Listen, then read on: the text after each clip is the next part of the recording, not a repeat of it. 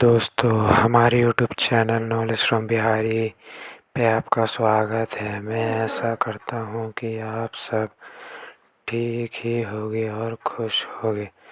चलिए आज हम चैप्टर 4 जाति धर्म एवं लैंगिक मसले के बारे में पढ़ेंगे। हाँ, ये बहुत अच्छा चैप्टर है। इससे अच्छे अच्छे क्वेश्चन भी आते हैं और ये नॉलेज वाला चैप्टर है। चलिए अब हम इस चैप्टर के बारे में पढ़ते हैं।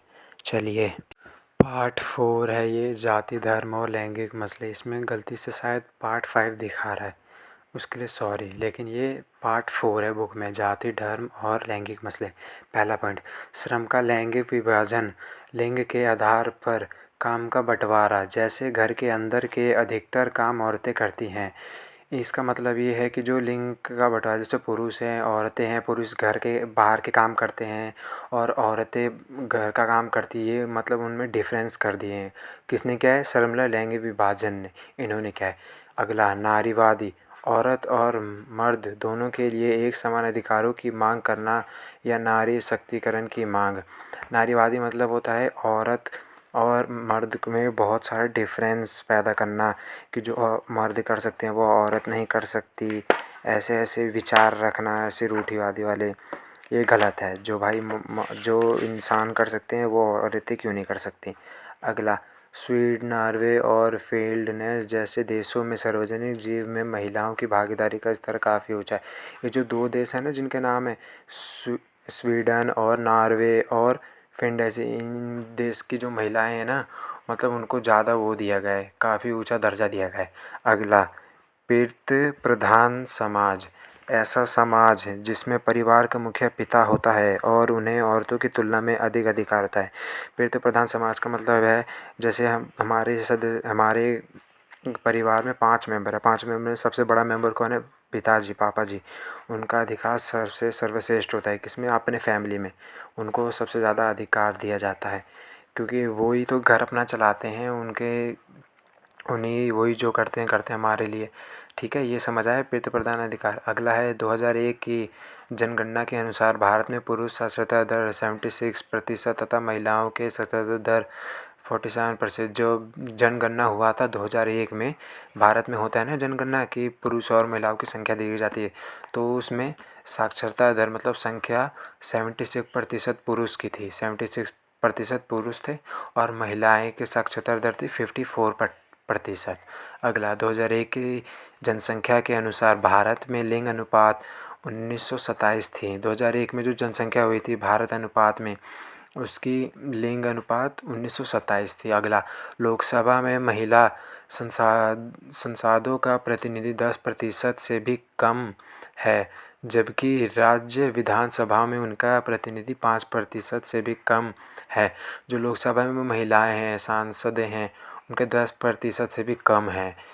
जो सीटें होती हैं ना, 500 शायद 75, 575 शायद सीटें होती, 525 शायद सीटें होती हैं, उसमें से 10% बस महिलाओं के लिए है। अगला, भारत के ग्रामीण और शहरी स्थानीय निकायों में महिलाओं की संख्या 10 लाख से ज़्यादा है। जो भारत के ग्रामीण शहरी स्थान है ना, उनमें जो महिलाएं हैं ना, उनकी संख्या 10 लाख से ज़्यादा है। अगला, परिवहन कानून। विवाह, तलाक, गोद लेना और उत्तराधिकार जैसे परिवार से जुड़े मसलों में संबंधित कानून। परिवार कानून मतलब होता है विवाह, तलाक, गोद लेना और उत्तराधिकार कानून परिवार में जुड़े मसलों के संबंधित है। मतलब ये मतलब एक तरह से वो अपने मतलब हमारी प्रॉब्लम हल करते हैं। ठीक है। अगला है सांप्रदायिकता।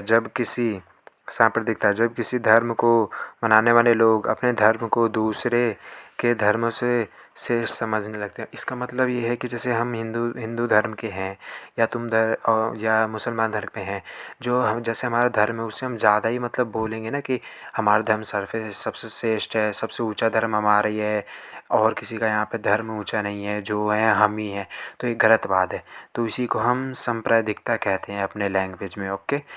अगला, धर्मनिरपेक्ष। ऐसी व्यवस्था जिसमें राज्य का अपना कोई धर्म नहीं होता, सभी धर्म को एक समान महत्व दिया जाता है तथा नागरिकों को किसी भी धर्म को अपनाने की आज़ादी। इसका मतलब ये है कि जो कोई भी धर्म होता है ना, वो एक समान ही माना जाता है। मुस्लिम हो, सिख हो, क्रिश्चियन हो, हिंदू, ये सब एक ही समान माने जाएंगे। और वहाँ पे ना कोई से भी धर्म के पूजा पाठ या वेशभूषा लगा सकते हैं आप। ठीक है। अगला, वर्ण व्यवस्था। विभिन्न जाति समूह का समाज में पदानुक्रम है। इसका मतलब है कि विभिन्न जाति और विभिन्न समाज में पदानुक्रम है। ठीक है।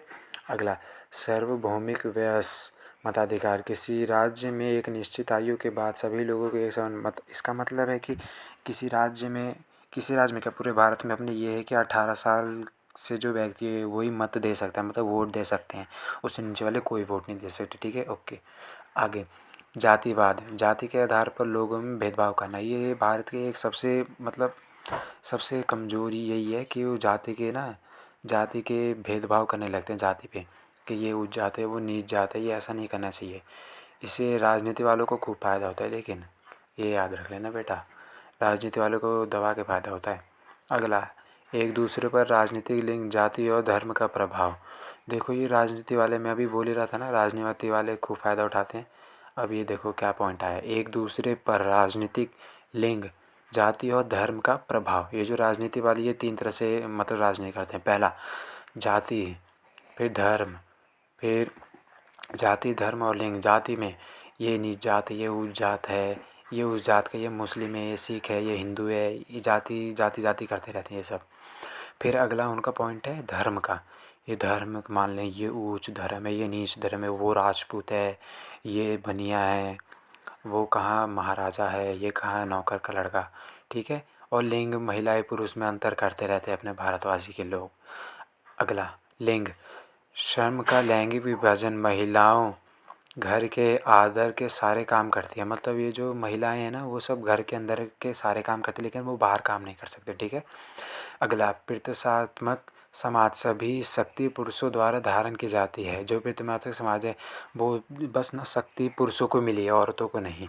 ठीक है। अगला है विधायिका। भारत में एक प्रतिनिधि 2019 में लोकसभा में लगभग 14% है। जब 2019 में लोकसभा हुई थी उसमें बस 14% ही महिलाएं उसमें मतलब शामिल थी। अगला, स्थायी सरकार में 1/3 आरक्षण। स्थायी सरकार में 1/3 आरक्षण होना चाहिए। ठीक है।